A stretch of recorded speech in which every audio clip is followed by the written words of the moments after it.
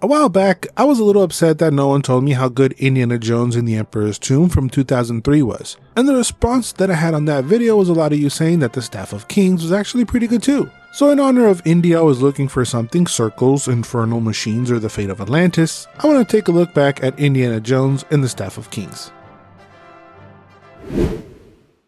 Indiana Jones and the Staff of Kings released for the Nintendo DS, Wii, PlayStation 2, and PSP.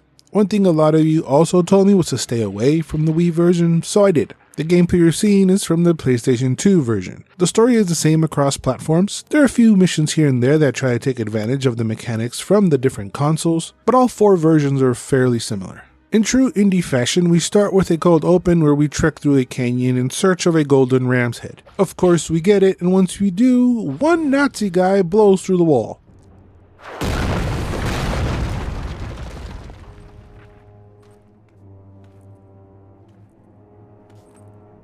Then shortly, Magnus Völler, our main villain, comes through and in true Nazi fashion just takes it away from us. After some shovels to the face and a chase on a plane, we get back to America where Indy receives a letter with information on a colleague of Indy's that has disappeared. He goes to meet Archie, who sent the letter, in San Francisco. Once there, we have to save his granddaughter. Then we find this jade sphere he was guarding, and then we have to save Archie himself from the Nazis. Archie eventually tells us that the professor friend found the sphere in Panama, so that's our next destination. Here we meet Maggie O'Malley, who insisted to tag along after a misunderstanding, and eventually Indy gains access to a pyramid where he finds his colleague's diary talking about the Staff of the Kings, which is the staff Moses used to part the Red Sea, which contains immense power. Power that the Nazis obviously want. I mean, if not, then they wouldn't be Nazis and we wouldn't be in the middle of an Indy game. So Indy heads for Istanbul where he finds his colleague Kingston, who eventually gets captured by the Nazis along with O'Malley, which leads to a race to retrieve the staff that ends in a pretty crazy chase sequence. John Armstrong, who voiced Indy, did a fantastic job in sounding like Harrison Ford.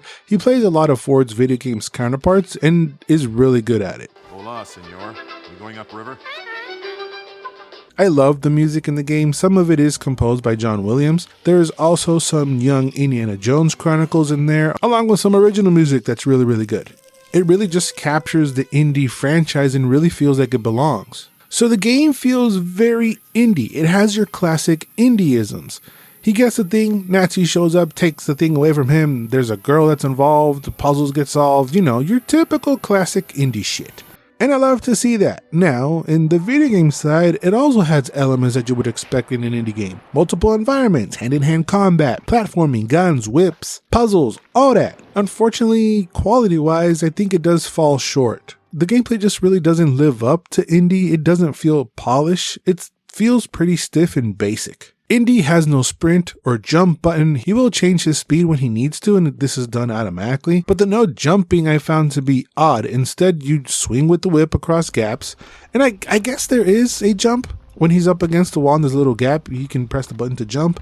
But I mean, there's no jump in the normal sense. He uses his whip to break things, to get through, to pull stuff down, to pull stuff towards you. He uses it a lot to climb. They really focused on the different uses for the whip. I like the lighting of the torch while in caves. That feels kind of cool. He can also push and pull objects, and there's always something crumbling or falling apart to keep you on your toes. There are quick time events and button mashing moments. The reaction time is fine. Yeah, sometimes they do pop up and catch you off guard, but some of the main button mashing comes in the form of pressing the triggers to run away. I much prefer these other sections of getting away, like the plane early on that I mentioned, which by the way was kind of wild. They don't tell you shit. It's just like, here's a plane, go and fly. Luckily, it does work exactly how you would expect it to, so I guess there's really no instructions needed. You also go down these rapids like Moses and ride an elephant through town.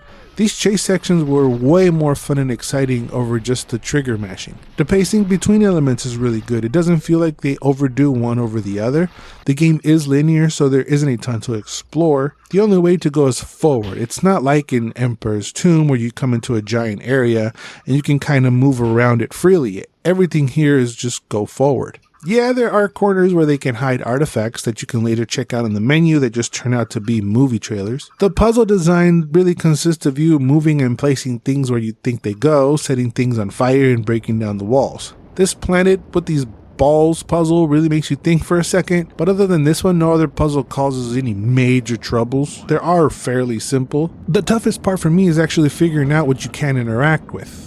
Which one is the right door? What is the right wall you can knock down? Because graphically it all blends together and there's no like glowing wall that letting you know which is the one you can take down. So for me, it took me a minute to actually figure out what I needed to interact with and proceed. The button does pop up, but not until you're right next to the right door or wall. This just could be me because I'm kind of blind. Missions do bleed from one to another with no grading, no scores, no titles. You just kind of go from one thing to the next. Now, the throwing of the fisticuffs is a bit different. It's done by holding down X with different timing to deliver combos. There's no lock-on system, but that didn't really feel like it was a huge issue. It is very easy to get hit, especially in a giant crowd. Indy can duck, they do call it a dodge, but it's more of a duck, and counter with a punch. He can also grab enemies, punch them, drag them over to certain parts in the level for finishing moves. He can also pick up weapons to beat them with. They don't really last too long. It all depends on what you're actually using. But he can also just straight up throw things at them. Which figuring out what you can and cannot throw can lead to some funny surprises. There are a few types of enemies, unarmed guys that like to throw hands, some bigger dudes, guys who just sound like Arnold. Some enemies have weapons that you can disarm them with the whip. You can also bring stuff down on them. That was really fun to try to get them in the right position. As I'm describing all this, it does sound like there's a lot to the combat. Unfortunately, it just feels kind of clunky. Combat doesn't feel great, but it makes up with some funnies like throwing pool balls and squids at Nazi faces. And of course, I can't forget about the unhittable piano guy. There's no health to pick up. You regain it once you're at checkpoints. There are also these on-rail shooting sections. Why do I sound like Indy's dad? Shooting sections. There's also these on-rail shooting sections where you get behind cover and you can pop out and shoot at them. The shooting is super arcadey. The controls aren't super fluid with each other. You do have to push up to pop out and then you shoot. It just definitely feels like it's designed for the Wii and its motion controls. You don't even change guns. You have the same handgun the whole time. He does reload, but there's no like ammo to pick up at all. A little side note, I did like how he respawns with the hat. That was kind of cool. So in the shooting sections, I can't say shooting sections. So in the shooting parts, there's usually like an uncommon guy that you can try and shoot, but he won't die. You must use the environments to take him out. With the normies, yeah, go ahead and pop a cap in their ass. But the head honcho looking guy, you need to like drop a light on him or take out the whole balcony, that kind of stuff. You have to be more explosive and destructive with the environment to take him out. There's only a few real boss fights. There's one guy that spits fire that takes some noggin power to figure out how to take him out. You can't just like run around and look for your opening and hit him. And the final chase I mentioned, that was pretty cool. It felt very epic. I did feel like it was missing items for Indy. He only has his whip and the gun, but these pop out on specific sections. He has no tools or gadgets. He don't pick up clues or artifacts that we can use for later on. Throughout the game, I had this sense like they were holding your hand a bit. It feels like the game has guardrails in its gameplay, which instead of making things easier, its clunkiness kind of gets in the way. Emperor's Tomb was way smoother in this regard. It doesn't feel like the game is in your way at all. There are 20 levels. The environments do change a lot, which is fun to see and is kind of vital for Indiana Jones games, from jungles to snow to the streets of San Francisco. And the graphics are good for the time, but yeah, frames do drop when there's a lot going on. Other than that, I didn't have any major glitching issues. The story does feel like an indie adventure. Yeah, does it get a little bit crazy towards the end? Sure, but it never gets alien crazy. Even with some of the issues, there's some fun to be had. The big head cheat is always fun, along with some other fun skins you can unlock. This game felt like there was just way more to it though. And apparently there was. LucasArts began developing this game for the PlayStation 3 and 360 back in 2004.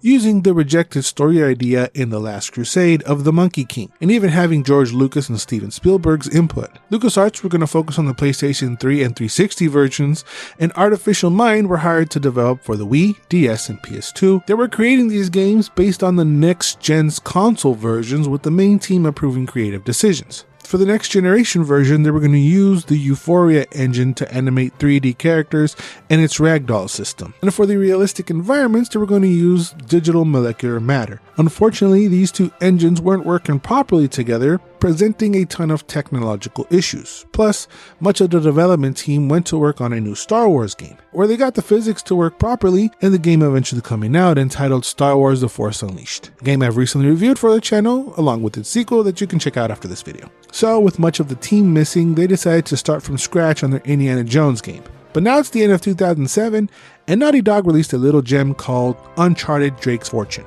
which in LucasArts' eyes did exactly what they were trying to do for their game. In early 2009, there were reports that Indiana Jones and the Staff of Kings had been scrapped, but shortly after LucasArts came out announcing the third-party versions of the games we have now, and ultimately canceling their PS3 and 360 versions. And now knowing this, you can definitely tell that the Staff of Kings definitely feels like a different version of the real game that never came out. But even with that, it's still a fun game that any indie fan can find things to enjoy. But let me know what you think down in the comments. Did you enjoy the Staff of Kings? Are you bummed it was canceled? You got any good memories, bad memories, glitches, anything at all? Let me know down in the comments. And if you enjoyed this video, please let me know by dropping a like and subscribing to the channel for more. Thank you guys for watching. Remember to always and forever, you do you.